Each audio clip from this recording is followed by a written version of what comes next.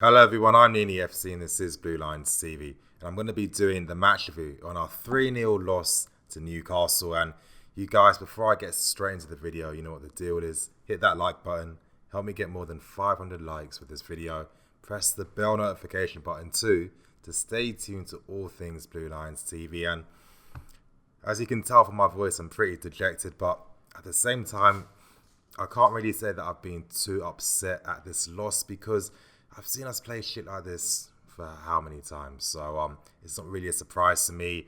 And in a way, it's kind of like pretty ironic that we lost so convincingly like this against Newcastle. And to think, our two final games against Huddersfield and Newcastle, you're thinking, yeah, we can get 6 points here. We can really try our hardest to try and get into the Champions League for next season. And then we get 1 point out of the two games. And it's just not good enough. We didn't deserve to get into Europe, and really, for me, the main culprit this whole season has been Antonio Conte. The tactical system and setup isn't good enough. It's been found out by how many teams, God knows how many teams. When teams in the bottom half of this table, when they know their best chance of getting a result against you is to attack you and keep the ball and press you in your own half, that's telling you everything you need to know about how poor your system is and just how easy it is for opposing teams. And there's so much wrong in this final two games. The rotation, which really baffles me. Surely you're thinking, we're on like a 5-game unbeaten run. Now you decide to rotate the team unnecessarily. And to me, I'm not really surprised by this, but with Antonio Conte, he's thinking more about the FA Cup because he knows he's leaving. And to anyone that still thinks in their head that Conte will be here next season, you're living in a fantasy land. Get that out your heads immediately. Don't even waste your energy thinking about that. Conte will be leaving. And as I keep saying, this guy's a CV manager. He has nothing really. He doesn't owe anything to the club. He only does it for himself. And most realistically, God forbid. Actually, I can't really say that. But if we did beat United, that's going to go down as a positive in Conte's record because 2-3 years from now, no one's going to remember the season. No one's going to care. They're just going to remember the trophy that Conte won. And that's all Conte cares about because that's going to give him more clout when it comes to getting new jobs. But anyway, we see the lineup again, a continuation of the 3-5-2 system. And in my opinion, I don't really like this system at all. And I actually tweeted this out during the game that there is a reason why Conte decided to stop using 3-5-2. Yeah, he tried to send subliminal slide digs to the players saying, obviously, you wanted to play attacking football, you got your wishes, and we still lost. But anytime we use 3-5-2, yeah, of course, Conte's going on about balance, but that's only defensive balance. Anytime it came to breaking teams down and being on the offence, it never really worked. It was never consistent. We used to get isolated in the final third, and there used to be these massive gaps between our midfields and our attacking players, and we just weren't really able to create or score many goals. And this game was really testament to everything wrong with the 3-5-2. And, if only we played Newcastle much earlier with this formation in the system, maybe Conte, knowing that his stupid 3-5-2 wasn't going to work in this league. Think about it like this. The Premier League is known for width. Now, in a wing-back system, a 3-5-2 especially, you're putting a lot of responsibility on the wing-backs that you have. Now, if they've got no support in front of them, they're facing two guys. Now, how many players in the world can consistently get past two players at will to try and support the guys in the final third? It doesn't happen. You need a guy there to help support them, or you need a guy making runs to make the space for them. Doesn't work like that. And there's no surprise to me why we were going to struggle in this game. And I got to say, it was so pathetic. It was pretty embarrassing. The first 15 minutes really just summed up this whole game. Newcastle dominated possession. They were taking the game to us. I think at one time they had 65% to our 35%, and constantly peppered our goal with shots from distance inside the box, from headers. Honestly, I do feel it's a combination maybe of the players and the manager. I feel that the players are a bit sick of Conte right now. They know that the system doesn't really work because they know that, well, even if I did play my best game, I'm still not going to get too much of the ball. I'm not going to have as much attacking support around me. You really make it much harder for your more creative flair players. And this game today, we've got guys like Eden Hazard, Giroud.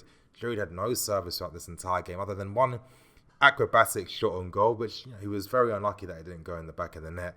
Eden Hazard barely got on the ball whatsoever, and what could he really do? Let's be serious. There was no attacking options, there was no support. The wing backs weren't pushed forward, so they weren't able to create that width in the final third. It's just mission impossible for Eden Hazard, and we constantly put this guy in unnecessary pressure that he doesn't need to be in.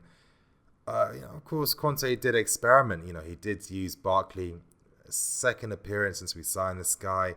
I know what a lot of you are thinking. What was the point of signing Ross Barkley in the first place? As I said in my previous videos, he's an investment signing. This is a guy that will make us money. I don't think he's going to be at Chelsea for a very long time. I wouldn't even be surprised if we sold him in the January window. We're guaranteed to make double the money on this guy. But how did he fare in the game today against Newcastle? Well, other than, some sharp touches, didn't offer much in the final third. But at the same time, what could he have really done without any of that attacking support around him? Barkley and Hazard didn't really link up at all whatsoever throughout this entire game. And what's really the point? If those guys aren't going to combine together in the middle of the pitch, play some 1-2s with each other and try and keep the ball, what's the point of using both of them? It didn't work at all because Conte's system doesn't really work. And people will tell you a lot of things. People will tell you, it's the players, just like what they did to Mourinho. They didn't put any heart or effort in. People are going to tell you that Conte didn't get the players he wanted, and this is the reason why we're having the season we're having. But the reality is Conte's tactical setup isn't good enough. And I know I sound harsh, but we've been found out by teams in the Premier League, and that's the reality of football. Sometimes it's not as complicated as what people make it out to be. You've got to look at things very cold and precise and just really analyse the moment. And again, Conte's system has been found out. Hasn't really changed much tactically. This game today, it sums up this guy's stubbornness with his system. We still ended this game with a back three. I think once or twice this season have we ever taken off a defender from the back to bring on an extra midfield player. And this has been our problem all the time. I'm always constantly saying we're a man short in the final third. There's always a massive space between midfield and the attack. Right in the middle of the pitch, there's like this ocean of space where there should be a player there in that hole as a passing outlet or to help create space for other players. It's never there. Hazard has to do that, but then, we're telling Hazard to drop deep, come forward, move to the left, move to the right. Come on, it's ridiculous. No, when you look at other players like De Bruyne, for example, the guy's got Silva that's hovering in the same spaces with him, and he has constant width available all the time. Now, Hazard doesn't have constant width available, and he doesn't have that consistent player to link up with in the middle either. And again, it's consistently mission impossible for this guy, and we just make it so much harder. But I'll say credit to Newcastle. I feel that they did put on a good performance for their fans. If you're a Newcastle fan, you would have been proud with that. If you're Drew Geordie, you're going to be very happy with that performance.